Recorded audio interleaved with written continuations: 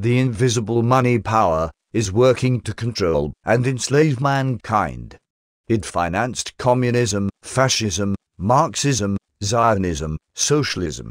All of these are directed to making the United States a member of a world government. Billy Graham. You are a den of vipers. I intend to rout you out, and by the eternal God, I will rout you out. If the people only understood the rank injustice of our money and banking system, there will be a revolution before morning. President Andrew Jackson, 1829 to 1837. I am concerned for the security of our great nation, not so much because of any threat from without, but because of the insidious forces working from within. General Douglas MacArthur. The orders, working and involvement in America is immense. The real rulers in Washington are invisible and exercise power from behind the scenes. Felix Frankfurter, 1882 to 1965, a U.S. Supreme Court Justice. I believe that if the people of this nation fully understood what Congress has done to them over the last 49 years, they would move on Washington. They would not wait for an election. It adds up to a preconceived plan to destroy the economic and social independence of the United States. George W. Malone, U.S. Senator, Nevada. Speaking before Congress in 1957. The real menace of our republic is the invisible government, which like a giant octopus sprawls its slimy legs over our cities, states and nation. Mayor John F. Hylan of New York. In politics, nothing happens by accident. If it happens, you can be sure we planned it that way. President Franklin Roosevelt.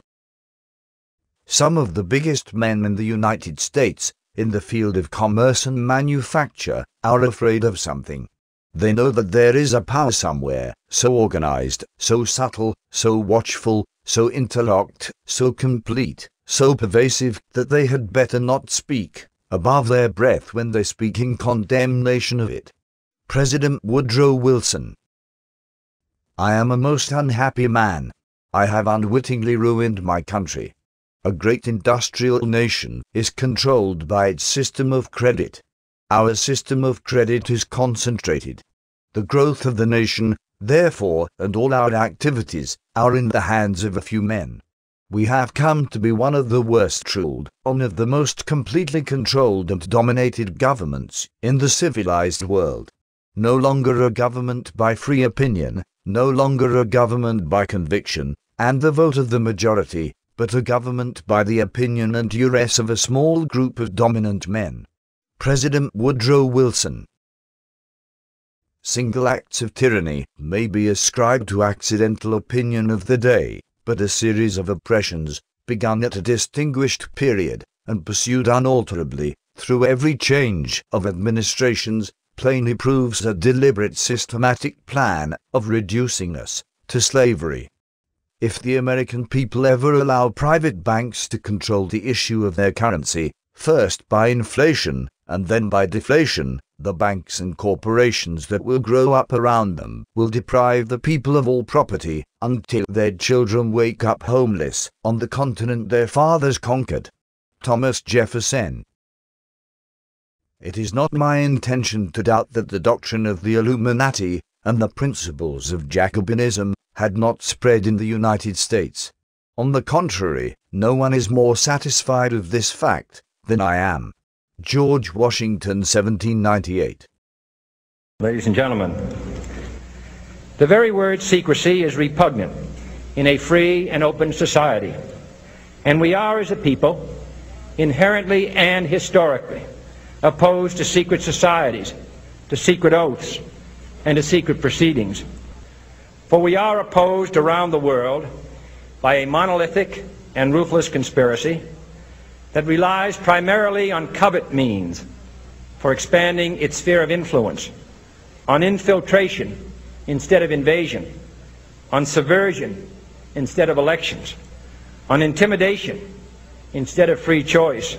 It is a system which has conscripted vast human and material resources into the building of a tightly knit highly efficient machine that combines military, diplomatic, intelligence, economic, scientific, and political operations. Its preparations are concealed, not published. Its mistakes are buried, not headlined. Its dissenters are silenced, not praised. No expenditure is questioned, no secret is revealed.